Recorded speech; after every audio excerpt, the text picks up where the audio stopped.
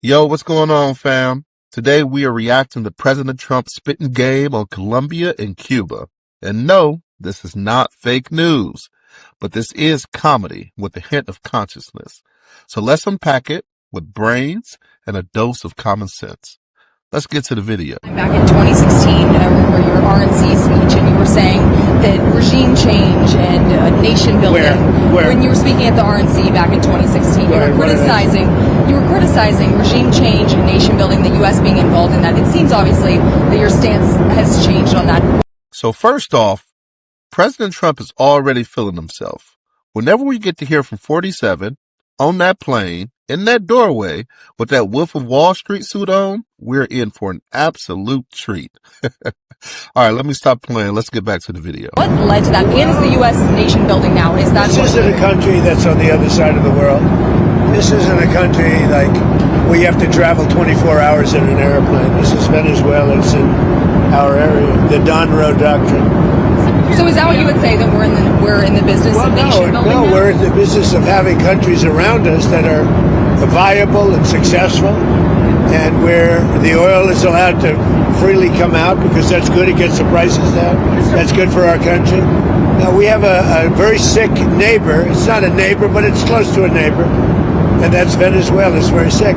Man, President Trump is referencing nation building like he started a new game on Sims or Minecraft. I think our president may really believe that politics is a video game and that all roads lead to him. Damn, salvation or starvation?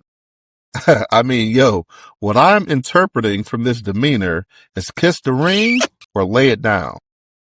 I mean, if history taught us anything, it's that real world issues should not be handled out of emotion or through retaliation. Bold claims need to be backed by bold evidence before making brash steps.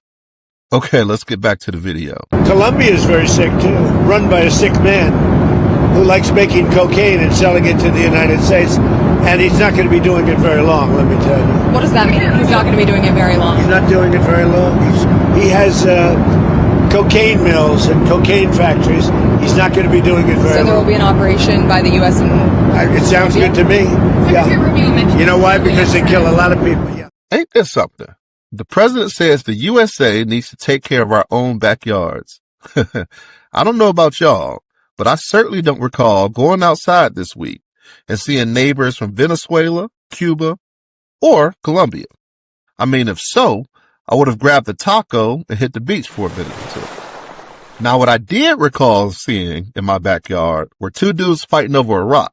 And I'm not talking about the one you skip. And trust me, that was not a pretty sight. Man, sheesh. Sometimes I walk into my backyard and end up in the upside down. So we may want to remind our president that countries aren't just next in line for liberation or dictation. There's diplomacy, economics, human impact, and real people's lives to consider. I mean, 47 says that Venezuela and Colombia are run by sick men. I mean, I'm not on the ground, so all I can say is that everyone has opinions, and man, perceptions. Perception can be a hell of a drug. Cocaine is a hell of a drug. I've seen videos of people cheering due to their perceived freedom, as well as people in a state of shock because they don't know what's next. On the flip side, President Trump has also called Biden a sick man. So I think it's fair to say that President Trump may be using a pretty loose definition of the word sick, especially considering my man has partied with Diddy, Epstein, and for a while was best friends with Putin. Take that. However, maybe he's just embracing the yin and the yang. Let me go ahead and get back to this clip. Secretary Rubio mentioned Cuba yesterday in his remarks. Does the U.S. have a plan to do something? Well, Cuba always survived because of Venezuela. Now they won't have that money coming in. They won't have the income coming in. You know, a lot of Cubans were killed yesterday. You know that. A lot of Cubans were killed. Do you know how many? The bodyguards. No, they're looking, but there was a lot of death on the other side. No death on our side. But there was a lot of death on the other side, unfortunately. But a lot of Cubans were killed yesterday. trying to protect him. There's been protesters killed in Iran. You said we were locked and loaded, ready to go. What is the line there for when the U.S. is going to get involved in those protests? We'll take a look. We're watching it very closely. If they start killing people like they have in the past, I think they're going to get hit very hard by the United States. Yo, did President Trump just tell Colombia's president to watch his back? Yo, Trump said an operation in Colombia sounds good to him. Man, if this is not the most gangster president on the market today, get yours while supplies last. I mean, yo, these have to be fighting words. I mean, this is the cleanest way I have ever heard a grown man tell another grown man it's on sight. Yeah, he tripping. He brought Cuba and Iran into this as well. I mean, Trump is basically telling the world on a global stage that anybody and everybody can get it. Trump said Cuba ain't got no money and Iran may get hit very hard by the U.S. Yeah, I don't know, man. At this point, I think Trump is certainly the final boss. Let me go ahead and hit play and see what else they talk about. So when he first got elected in January, we met, biggest comeback ever. We talked about You think so, really? I didn't feel it was a comeback, actually. So because the first one was... The bottom line is, we talked about a drug caliphate in our backyard.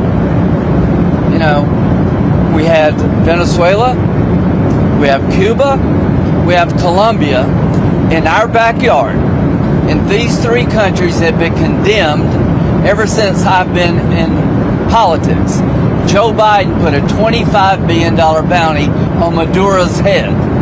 Chris Smith, today he got inaugurated, said, I hope Trump will hold Maduro's feet to the fire. You did. So what has he done? He's going to clear our backyard of a drug caliphate, countries run by narco-terrorist dictators who murder, rape, send drugs into our country to kill thousands of our citizens. To my Democratic friends, you should be celebrating this. When bin Laden went down, I was the first to applaud President Obama. This was one of the most sophisticated military operations in the history of the country. What they were able to do was amazing. They knew we were coming. We had a good part of the Navy, and they were able to capture this man alive. No military in the world could have done it. And as to this commander-in-chief, he did something people talked about doing. You just wait for Cuba. Cuba is a communist dictatorship that's killed priests and nuns. They've preyed on their own people. Their days are numbered. We're going to wake up one day, I hope in 26, in our backyard, we're going to have allies in these countries doing business with America, not narco-terrorist dictators killing Americans. This is a big frigging day. And everybody in the world is thinking differently than they were just a few days ago because of what you did. Bruh, hold on. Let's stop this video right here and clap it up for a real one. Y'all see Lindsey Graham right there tucked in the bathroom pocket doing the most for 47? Head just a nodding, smile touching his earlobes. That's the type of wingman I want, loyal to the cause. And man, down for anything. Oh, wait, pause. No diddy. Man, Lindsey looked like he ready to put in all the work. Yeah, with someone like that putting the battery pack in Trump's back, yo, we may actually go to the moon for real this time. All right, family, that's the end of the video. I appreciate you listening in. I appreciate you watching. If you value context over chaos, analysis over outrage, and consciousness over clicks, subscribe, hit that bell, and share this video. Until next time, stay conscious, stay critical, stay focused.